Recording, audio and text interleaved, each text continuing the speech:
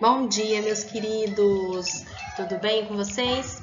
Vamos lá para a nossa segunda aula de hoje de História, também na nossa apostila nova, terceiro bimestre. Hoje vamos falar sobre História e Cultura Indígena. Vamos lá?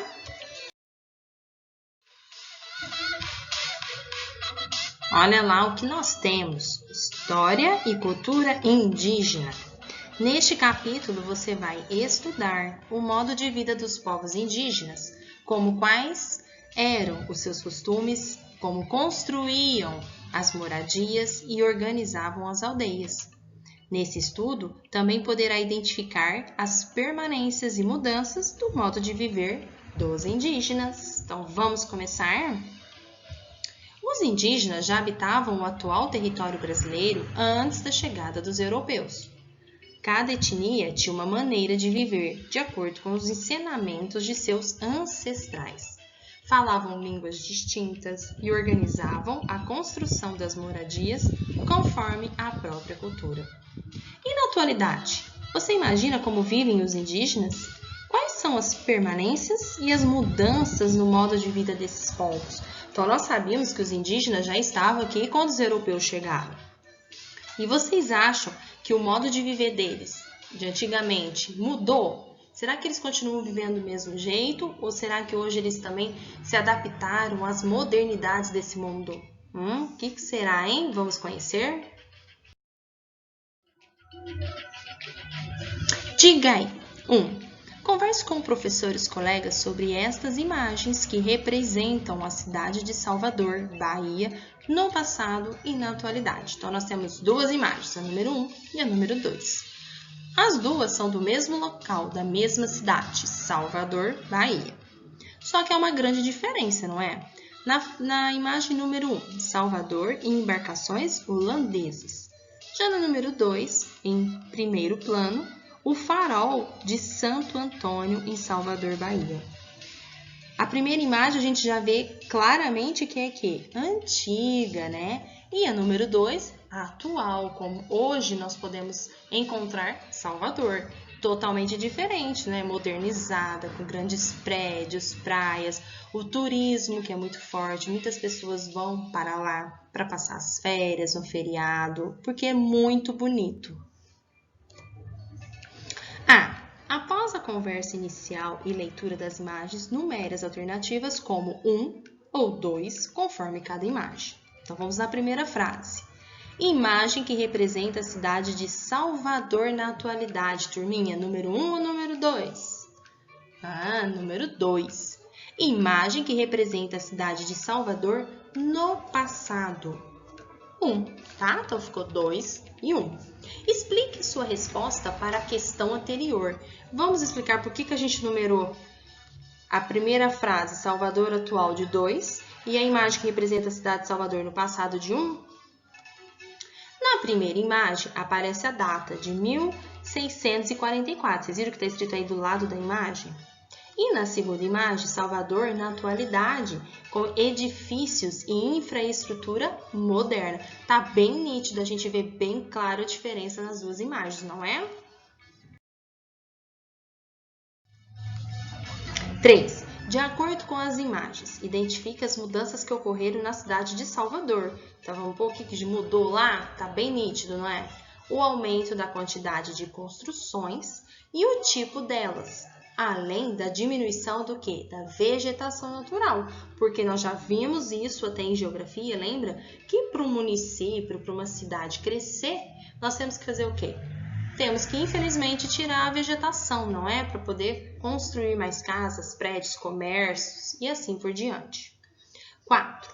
A maioria das mudanças observadas são naturais ou resultado da interferência dos seres humanos na natureza? Justifique sua resposta. As mudanças foram provocadas pelos seres humanos, não é? Com a finalidade de ampliar os espaços, vila ou cidade, para a ocupação de mais pessoas. Então, se eu quero aumentar a minha cidade, eu tenho que tirar a vegetação para que no lugar eu possa construir mais coisas, não é? Para que eu possa ter mais pessoas residindo, morando nessa cidade. 5. Marque com X as alternativas corretas. Então, vamos lá. As As vilas ou cidades podem sofrer mudanças com o passar do tempo? Oh, se podem, não é? Tudo vai mudando, vai modernizando. Às vezes, até de uma forma mais lenta em alguns lugares, mas acaba mudando. Depois de planejadas, as cidades não sofrem modificações? Errada, né? Tá sempre sofrendo modificações, não é? Tá sempre surgindo uma coisinha aqui, outra ali. Em relação ao passado, a organização do espaço e o número de habitantes da cidade de Salvador passaram por modificações? Sim, né? E muitas modificações, não foram? Dá pra gente perceber bem nas imagens. 6.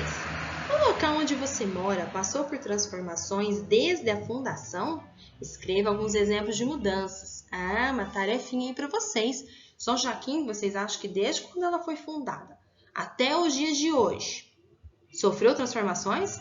E muitas, não é? A gente já viu em algumas outras atividades aqui que nós fizemos, fotos de São Joaquim antes e de hoje, não foi?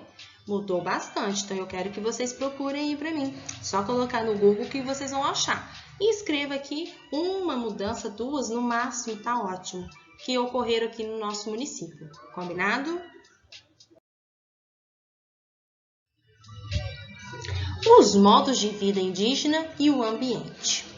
Você estudou que a formação de uma cidade está relacionada com as necessidades dos grupos humanos e os recursos naturais disponíveis no local.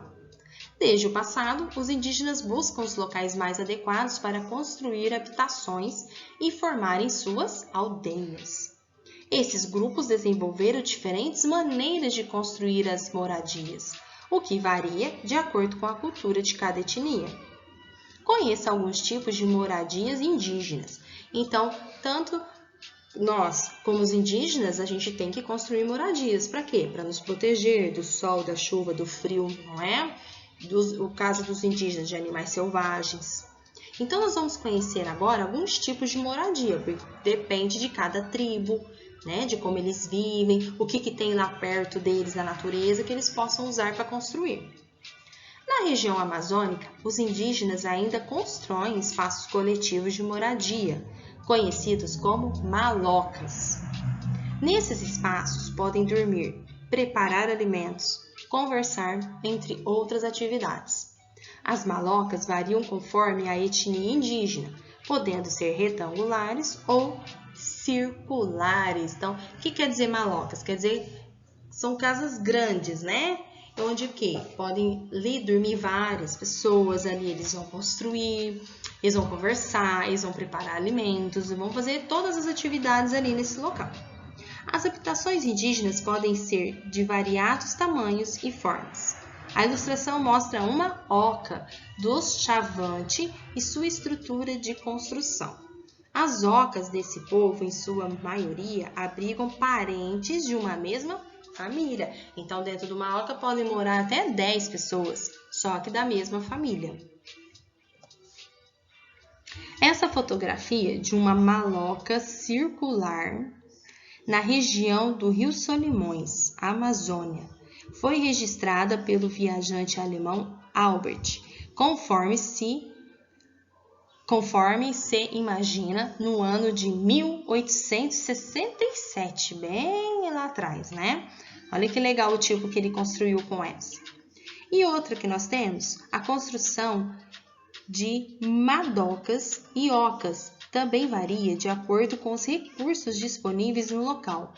Podem ser usadas bambu, taquara, madeira, folha de palmeira ou palha. Então, tá vendo? Para construir ocas aqui, eles podem retirar tudo isso da natureza. Podem usar várias coisas retiradas da natureza.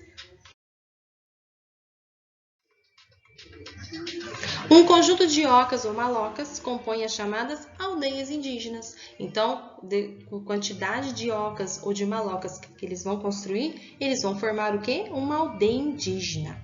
Concentração de malocas circulares próximas ao rio Surumu, Amazônia.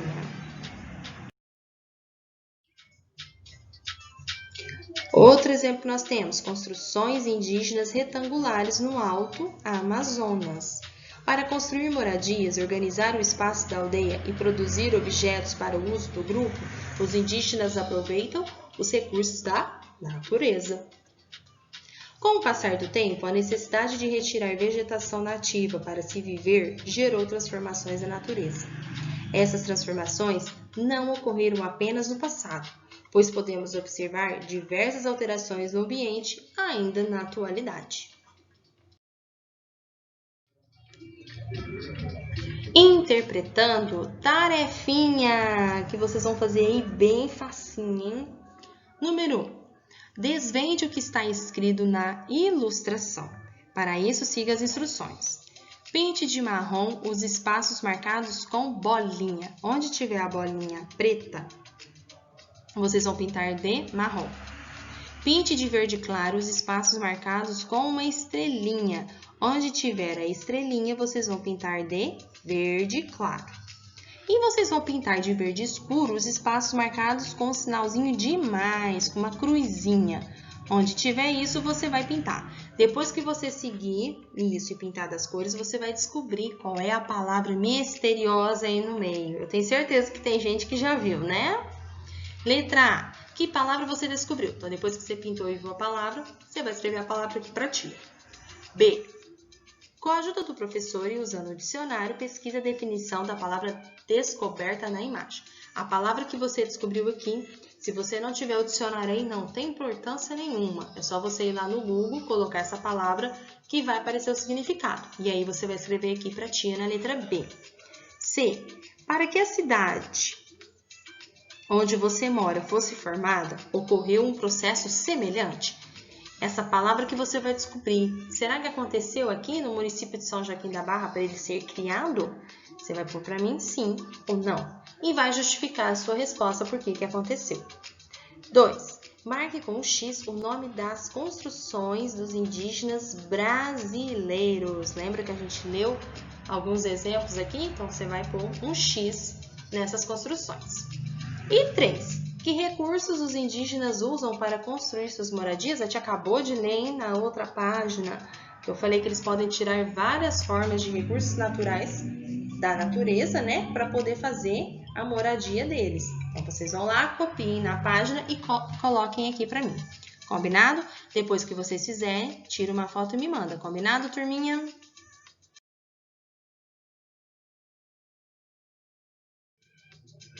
E terminamos nossa aulinha de história. Qualquer dúvida, já sabe, só chamar a tia Carol. Combinado? Super beijo, meus amores, e até a próxima!